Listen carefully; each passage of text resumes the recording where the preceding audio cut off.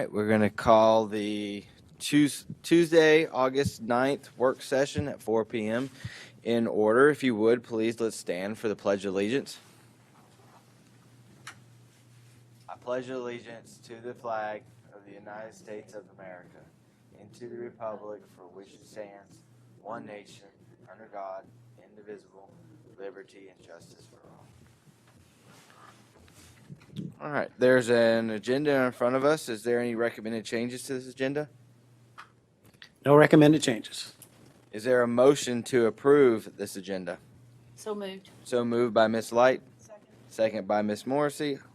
All in favor? Motion passes. The first item on our presentation and discussion items list is our Forsyth County Schools finances with Dr. Jeff Beard.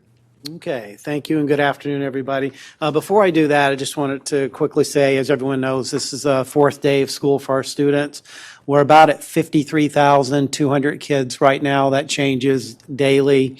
Obviously, by Labor Day, we'll have a pretty good idea of what the number will be like for first semester.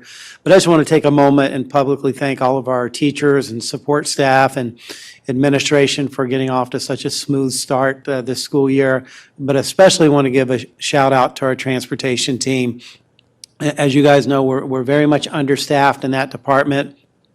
Throw a little tough weather in the mix the last couple of days at dismissal when you're trying to get things organized. It's very, very challenging, but they have done a tremendous job. And I just want to publicly thank our parents who have been incredibly patient and understanding and offering a lot of grace. We have many new drivers, a lot of new kids, which forced us to establish some new routes in our school system as well. And it just takes a couple of weeks to get all the kinks ironed out. So please continue to be patient with us. The comments I wanted to make about our finances, first of all, I just want to say that, we all recognize that the budget and millage that we passed this summer had a significant financial impact on our community and on our citizens. And to be clear, I do believe the budget that was passed was best for our school system. We were able to give our employees some well-earned raises and to hire for continued growth. Our adopted budget keeps us competitive with other metro districts in terms of salaries and benefits, and our students will continue to receive the quality education they deserve and that is expected by our community. Unlike other metro systems, and we've made this point several times, Forsyth County Schools did not receive the millions and millions of dollars in CARES Act funding that other neighboring systems received. Some of them received more than $100 million in CARES Act funding. Understandably so, most of these neighboring systems use those funds to increase salaries across the board for all of their staff. We didn't have the funding to be able to do that with CARES Act. So we had to use the additional revenue that was generated from the property assessment increases just to remain competitive. And we did do that. In terms of salary and benefits in Metro Atlanta, we are very competitive. We're not the highest, we're not the lowest, but we certainly can compete. And so I thank our community for understanding that. I thank the board for supporting our budget. The success of our students is well documented. Some of these things are worth restating.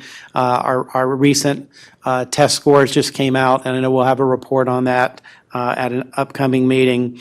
But we lead Metro Atlanta with graduation rates, so over 96%, SAT and ACT scores. And this one is very telling too, and it's not one I've said publicly a lot, but I think we need to put it out there. About 70% of our students graduate from one of our high schools eligible for the Hope Scholarship. About 70%. That is a huge number of students. That saves our students and their families thousands of dollars each year on college tuition, and I don't think we should lose sight of that, and I think that's a metric we need to continue to put out there. We all know it's been documented with our work with the Chamber of Commerce. The school system is a huge economic driver in our community. We know how important it is to invest in our schools and how that investment positively impacts our business community. But moving forward, what I wanted to say tonight and wanted to announce, and I wanted the public to be aware of this, I want us to have our governance team start meeting with our legislative delegation in the very near future. I'm going to try to get something set up hopefully right after Labor Day, to start meeting before the session starts in January. And the purpose of that meeting is just to have a brainstorming session with the members of our delegation, see how we can work together to make sure that we're trying to come up with ideas that will benefit our taxpayers while protecting the quality of our schools. Not sure what those ideas will be, but I think it's real important to reach out to our delegation and start those conversations as soon as possible. So if you concur with that, basically what I'm asking for tonight is I just wanted your permission to go ahead and reach out to them. And when I say governance team, obviously, we can't have all of you there because that would constitute a board meeting. So I'm talking about Wes, Kristen, myself, and some other members of cabinet to start meeting with members of our delegation and start talking about the future of our school system and our community. So any questions or comments around that particular issue? Okay with that? Okay. You good with that? Okay. Just wanted to make you aware of it, and I'll get that set up soon and let you know when that happens. And obviously, we'll keep the entire board posted as we have those meetings. Okay, thank you. Thank you. Yep. The next item is policy IED, the scheduling for instruction by Mr. Tim Keyser.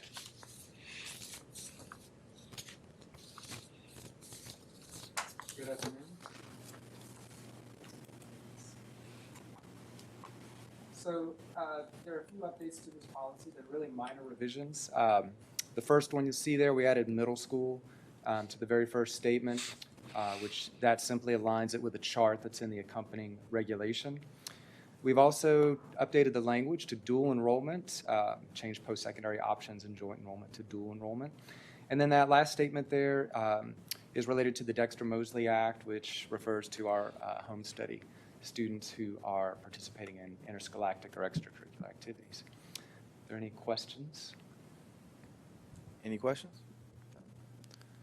The only one I have is dual enrollment the only option in that, or is there an early admission type? Is there other formats?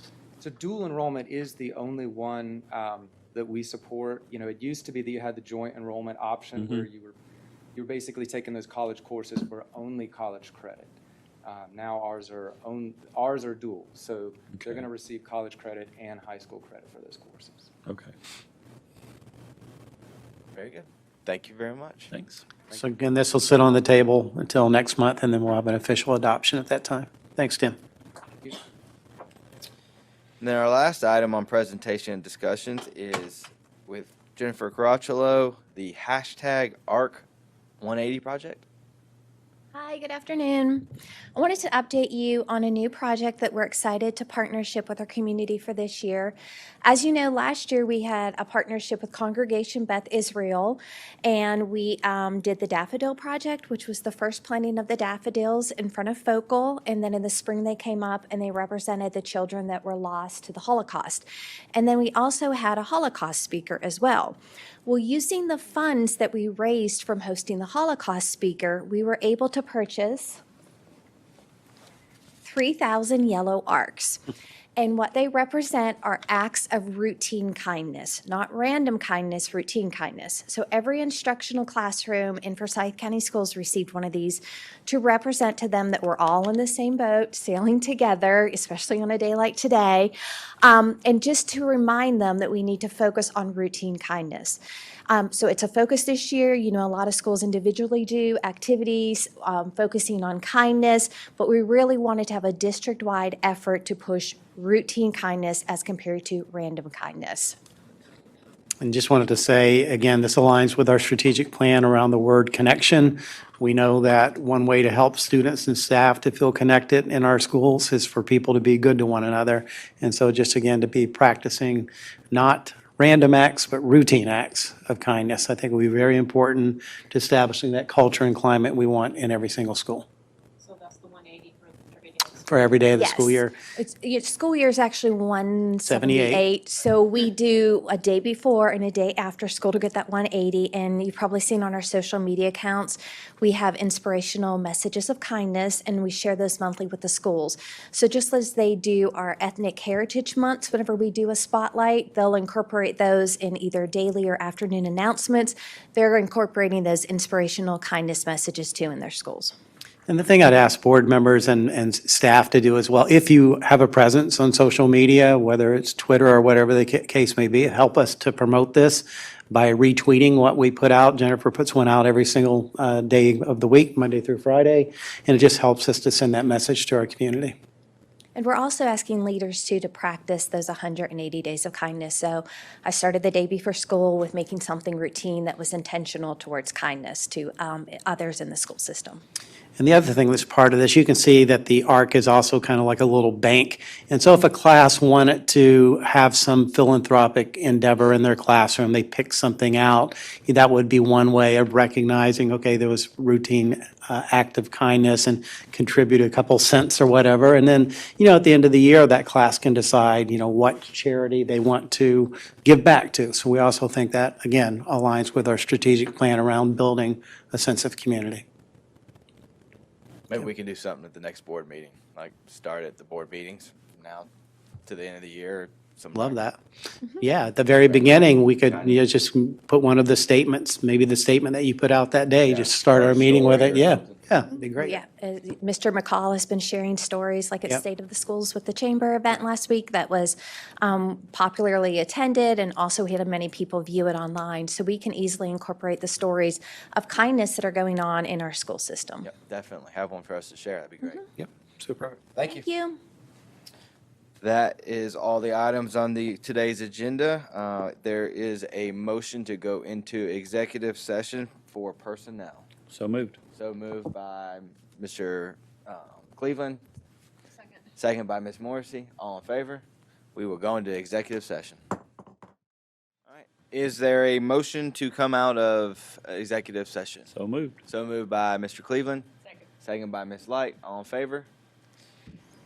Motion passes. Is there a motion to approve personnel A, 1 through 78, B, 1 through 86, C, 1 through 10? So moved. So moved by Mr. Cleveland. Second by Ms. Light. All in favor? Motion passes. Is there a motion to adjourn? So moved by Ms. Light. Second by Ms. Morrissey. All in favor? Motion adjourned.